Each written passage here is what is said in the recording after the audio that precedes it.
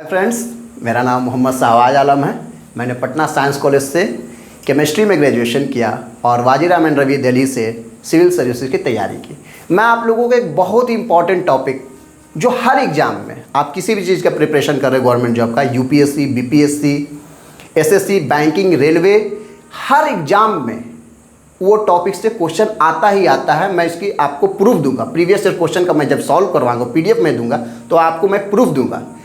पहला चीज़ क्या है कि हम लोग जब तैयारी करते हैं तो हम लोग उस टॉपिक पे ज़्यादा ध्यान दें जिससे ज़्यादा क्वेश्चन पूछा जाता है। तो इसीलिए उस टॉपिक का नाम, आप हिस्ट्री में आप गेस तो कर लिए होंगे, उस टॉपिक का नाम है रिवोल्ट ऑफ 1857। तो हम लोग सबसे पहले जानते हैं कि उसका कॉज क्या था।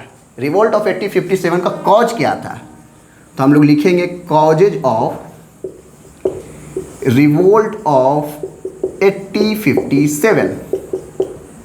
ठीक है, तो सबसे पहले कॉज में आइए, पॉलिटिकल कॉज।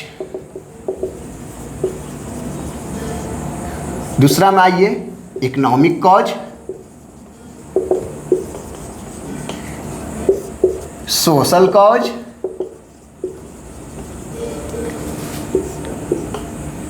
रिलीजियस कॉज,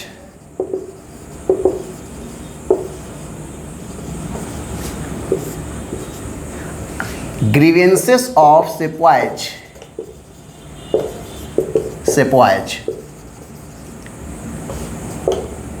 और इमीडिएट कॉज जो कि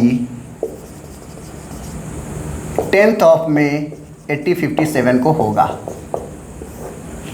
हम लोग बारी बारी से, एकदम आसान भाषा में बारी बारी से हम लोग इसके बारे में चर्चा करेंगे कि क्या है, नहीं है, क्या ऐसा करना चाहिए, इसके बारे में हम लोग चर्चा करेंगे। तो ये पिक्टोरल फॉर्म में पढ़ाने का तरीका ये है, आप किसी भी यूपीएससी टॉपर, बीपीएससी टॉपर का देखिएगा कॉपी, वो पिक्टोरल फॉर्म में बनाता है क्योंकि एग्जामिनर पर अच्छा इंप्रेशन पड़ता है।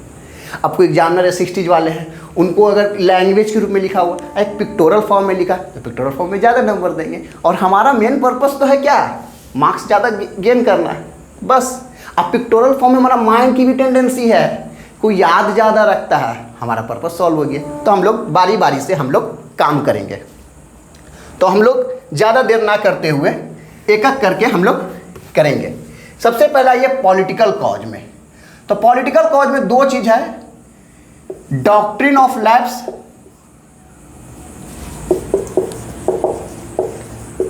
और है एक सब्सिडियरी अलायंस। क्या है भाई, सब्सिडियरी अलायंस।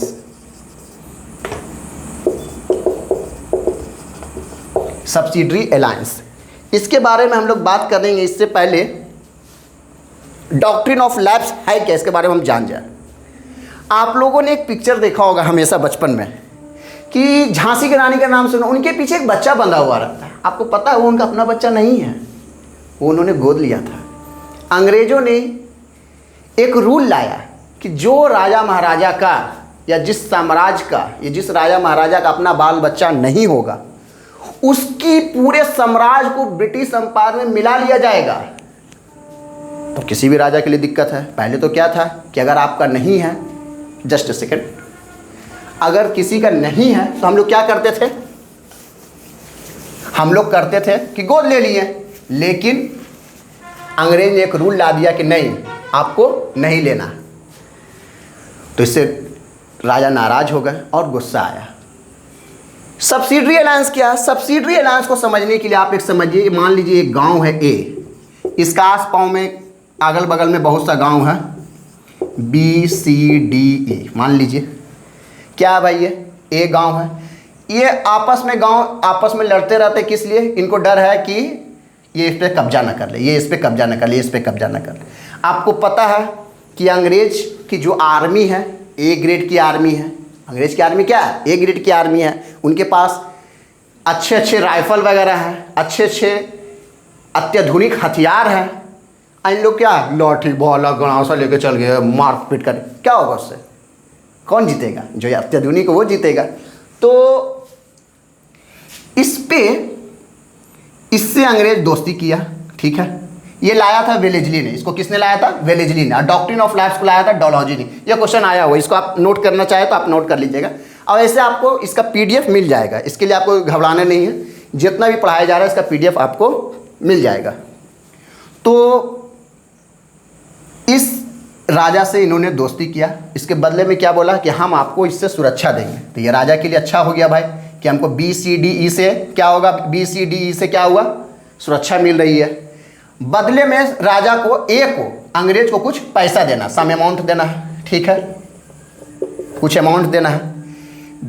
और क्या बोला, एक चीज़ और अंग्रेज ने बोला कि आपको किसी अन्य यूरोपियन से, लाइक फ्रांस, डच, इनसे बात नहीं करना, पोर्टुगीज, इससे बात नहीं करना। अगर बात करना भी है, संबंध बनाना भी, तो पहले आप हमसे परमिशन लीजिएगा।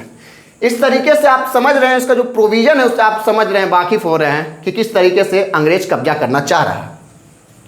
आगे चलते हैं। और आपको पता है कि ये राजा है, तो इसका अपना कुछ तो सेना होगा ना, कुछ आर्मी तो होगी।